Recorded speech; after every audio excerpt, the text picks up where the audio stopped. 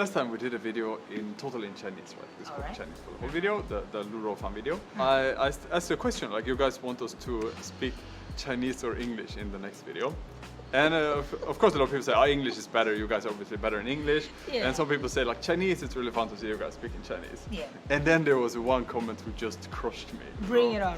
Just crushed me. Because I don't care about those haters who write like, oh, you are a stupid guy from Europe, you only want to date Asian girls. Like, I don't care. It's obvious that they are just fueled by hatred, you know.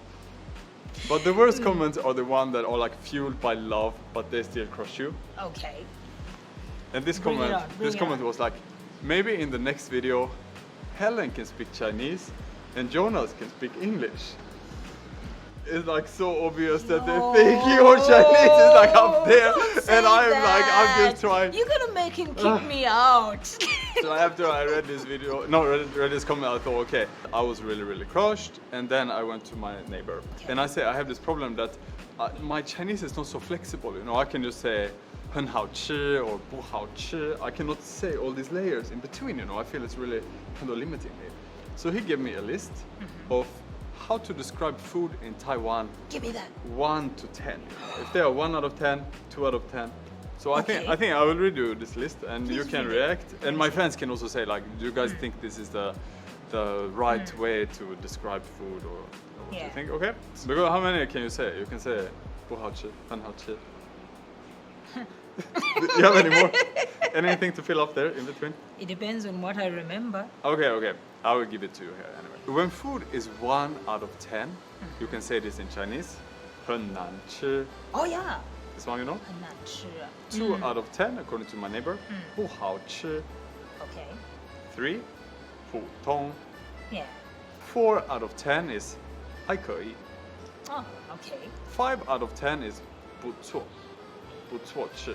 They use this buto thing all the time. I didn't so. know it was just a 5 out of 10. This is the thing I don't agree with too, because so it's a 5? For me that's like 7 out of 10. You know, in my last video I say it all the time. I have 不好吃, 很好吃, and I have 不错 in the middle. You know, like okay, it's not like top, but it's I can eat it. So he says saying 不错 for all this time. Okay. If it's better than 不错, it's 好吃. 7 out of 10, 很好吃. Okay. 8 out of 10. 非常好吃. 非常好吃. That's 8 out of 10. 9 out of 10.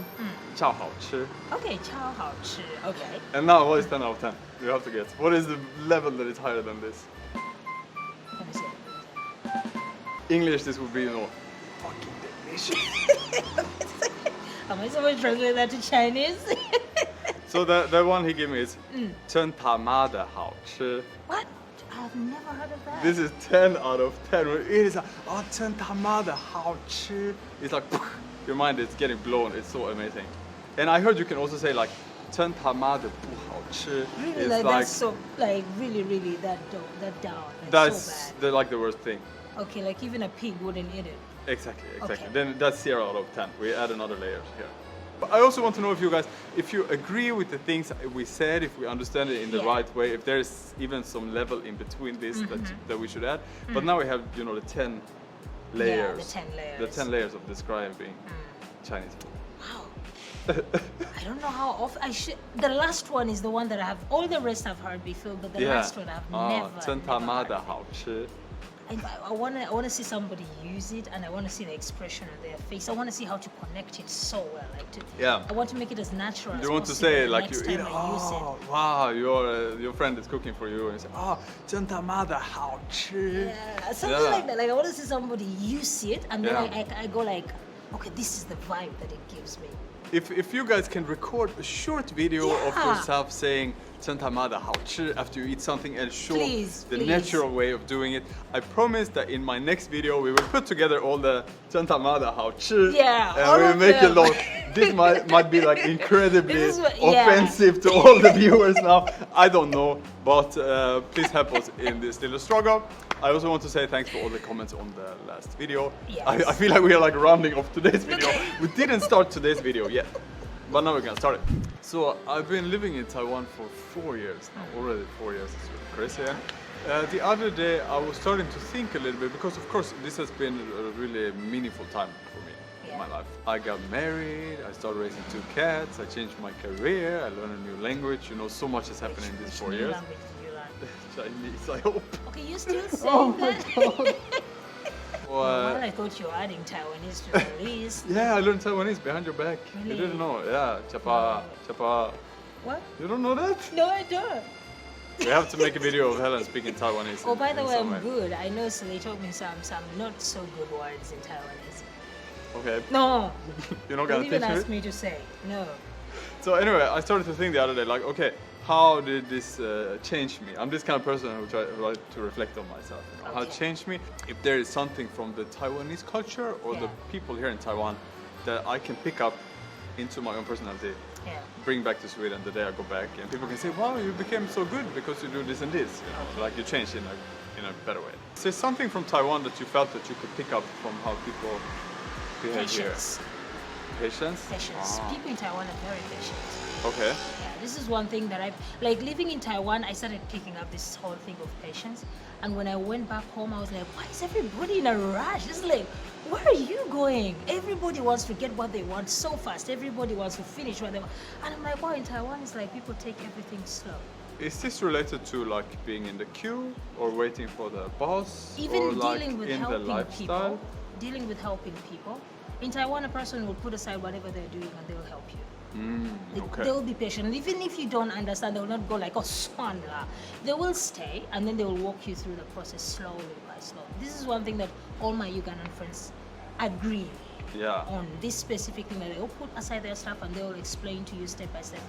It's a lovely thing. I think this is something that, you know, when I picked my wife here in Taiwan, I think I find the one who totally lacks any kind of patience. Like, she has so many good sides, but every time I ask her about something, she really loses the patience. Come on, she's like your wife. She's teaching. not supposed to be patient. Okay. What is this? But I agree what you say in everyone else, and I had so many language exchange here, and they really helped me out. I went back to Puli for the Mid-Autumn Festival, and we have 2 cats now. Yeah. Before we only have 1 cat. So we brought the 2 cats back to Puli, and we stayed with my wife's mother there. But unfortunately, and this has nothing to do with her mother, and I'm not gonna go into detail, but there was someone who was not so happy that we brought the cats. You know, there was actually someone who was incredibly not happy about these 2 cats. So we had to move the 2 cats and ourselves to a hotel. That hotel in Puli had 2 rooms, like the big room and the little room. And because these 2 cats, the little cat has some eye infection, so we had to keep the 2 cats separate, right? So we keep the big cat in the big room and the little cat in the bathroom. In the night, you know, the big cat, Choba, starts going like meow, meow, meow, meow, meow. And at 4 o'clock, cat is still going like meow, meow, meow, meow, meow, meow, meow. So Charlie wake me up and she say like, there's something with Choba, you know, she just keep meowing. Maybe I can try to switch place of this cat, you know, maybe it will come better. So I took Choba, put her in the bathroom, and I took the little cat and put her in the big room. And Choba actually became totally silent after this. But the little cat, Xiao Hei, started going meow, meow, meow, meow, meow, mew, meow. I'm still so tired, so I can just fall asleep. But I said something that I should not have said, you know. Because I said, like, oh, so both of them keeps meowing in the big room. Maybe there is some kind of ghost here in this big room. For me, as a Swede, I can say this as a joke, you know. But for Charlie, she is kind of superstitious, like a lot of Taiwanese. For her, this is not a joke, you know. So after I said it, oh, maybe there's a ghost in this big room. So after this, I just fell asleep. And Charlie now, she's totally awake. And because the cat keeps meowing, so she put up noise-canceling headphones. And she keep listening in the headphones, like, will there come some voice and talk to her, you know. Oh so my God. In the morning at 8 o'clock, she had slept for maybe 1 or 2 hours. For me, I slept through the whole night. Like, I was so tired, so I just slept through the whole night. But it was obvious that these 2 cats didn't want to stay in this hotel room. We couldn't stay in her mother's place for the different reasons. So I thought, okay, we take the cats, go back to Taipei, and then Charlie can go there by herself. And I go here and I stay with the cat. So we took the cat, go to Taipei, you know, and I stayed there, and Charlie the next day went back again. I was a little bit sad because this means that, you know, the Mid-Autumn Festival, okay, it's not my festival, but it means I have to spend it by myself, you know, so kind of sucks. So in the evening, I took a walk with my neighbor. He has a Shiba, so I like to walk with them, you know. So we walked together, and I explained for him the whole situation, about the cats, about the ghost, about everything, why I'm back. And he said, then why don't you spend the Mid-Autumn Festival with me and my wife and my wife's family? Okay. And you know, this is like it's almost like a dream as a foreigner to be invited to like a local family, you know. I went there, and by the time I got there, actually, my neighbor was not there yet. So I got there, and it was only the family of his wife. So I didn't know any one of them, you know. Yo. So I tried You to didn't like. line him to find out whether he was already there or not. Yeah, so I'm like, okay, hello, I'm Jonas. I'm gonna crash your. I'm gonna crash your family time. Yeah, you made Autumn Festival and so on. But there was like 2 tables. It was the one table for the grown-up, and then there was one table for the kids. So anyway, they put me at the kids' table. They put you at the kids' table? I think the reason is because they speak English. You know, interaction. Yeah, because it's really funny. I think most of the Taiwanese really understand English, especially in that age, but they're all very, very shy to speak English. That is true. So, I totally agree with that. So I decided to go for English. You say, oh, hello, what is your name? And already this, you know, they get totally like shocked about this. It was really, really fun. So I thought, you know, in this situation, when I came back to Taipei, by myself or just with the cats, you know, and I thought, okay, Mid-Autumn Festival, I will be here with the cats, and that they invited me, and I got to spend this holiday with his family. That is, I only know my neighbor who I walk his dog. If I compare Mid-Autumn Festival to Christmas in Sweden, my family is very open and very friendly. We would never invite someone we don't know to Christmas party, you know. It's totally a family thing, something for the private event kind of. When I had hot pot together with my wife's family also for Chinese New Year, you know, I think it also shows a lot of that, you know, all of them sit there, eat together, and they also invite me, even though it's the first. They of course are expected to invite me because I'm the boyfriend of Charlie, so it was a little bit more expected, but still they took me there. You know, her mother gave me a red envelope first year, grandma gave me super much money in the red envelope. I forgot how much now, but it was like 12,000 or something. That's like so insane. Yeah, but we just like made a red envelope and give it back to her, of course. But still, I really feel like they care more about the family. It's a lot of like money going back and forth in the family. This also totally don't exist in Sweden. And I think this, maybe the feeling of the family here, that everyone take care of each other and look out for each other, is something I can bring back to Sweden. But the actual sending money back and forth, this is something that you don't want to. Like, it's so easy to put a lot of pressure on the bonds in family, I think, rather than strengthen, you know. Like, if we buy each other gifts, I think it only strengthens the bonds. If we give each other money, then I think it's... Because everybody will say how much has who given. For me, I don't see it that way, because for me it is a one-way thing. It's not a two-way. I'm not expecting my parents to give to me. If you in a total conscious can give them the money and you don't expect this back, and you go do it out of love, then you are very strong, I think. So anyway, after all of these touching things, and I was invited for all these things by my wife's family and also by my neighbor's wife's family. I thought it was really, really amazing. And then my wife asked me, last year she went to Hokkaido for skiing together with some skiing group there. It's her friends. I have never met them, actually. I only met one girl there. And now she stayed back in Taiwan. She wants to invite all of them to our apartment and play Nintendo Switch, you know, this video game. So she asked me if it's okay, if we can invite them. What do you think my answer was?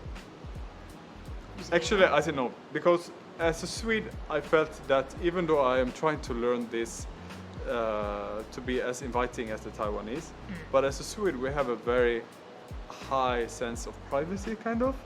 And for me to invite 10 people that I have never met to my own home, you know.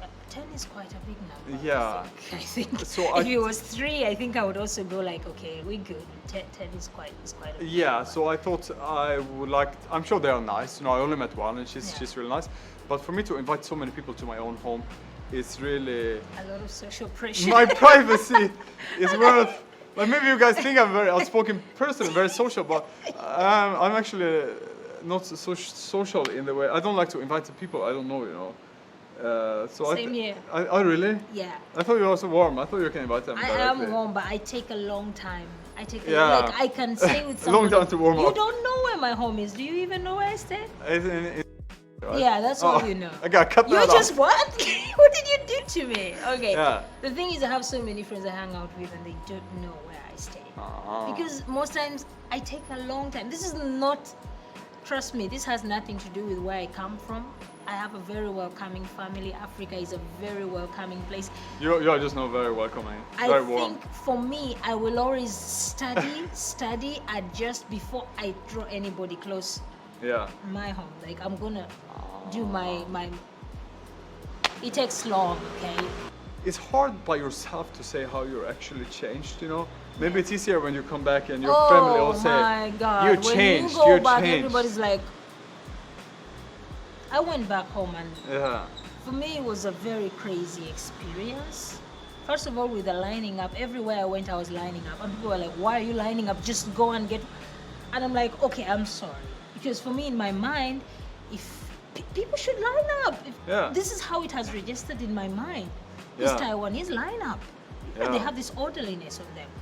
But you gotta go line up there. You don't have to line up for that. Just cut the line. Go in and ask them what you want. For me, it was a whole different experience going back home. And then with the pickiness, which food is high on carbs, which food is high on... It was just like, I really was a pain to my family when I went back. I was a pain. Do you mean that the people in Taiwan care more about the food They than do. people in Uganda? They do. Because most of our food in Uganda is more of our local traditional food. Nobody's gonna care about carbohydrates. For Christ's sake, we eat more vegetarian food, you know? Yeah.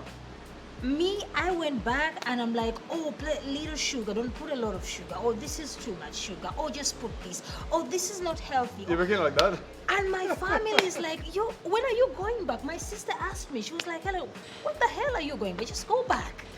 She's like, you're crazy. I'm like, oh, I am really crazy. You know, if I get too fat in Taiwan, it's a problem. Yeah.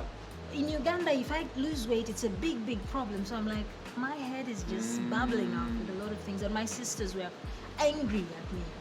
The most important thing we learn here, I think, is about generosity towards strangers. At least that's what I felt when my neighbor invited me, and kind of taking care of everyone in the group. You know, even me, I'm just there by myself still. They took care of me, and so many times been invited to both different kind of things. You talk about the patience here that you were a little bit surprised by, and I think you kind of learn a bit more about being healthy in some way, right? Because you say also you check food. For me, this kind is of things. it is a big thing for me. Yeah, if you guys think there's something else that we missed that it's important to learn in Taiwan here before we go back to our respective countries, or stay in Taiwan, like we might as well. YouTube channel, information down there. Please subscribe to my channel. If you guys want to watch more videos like this, please write what you want us to talk about. And yeah, let's see you all next time. Bye-bye. Bye-bye.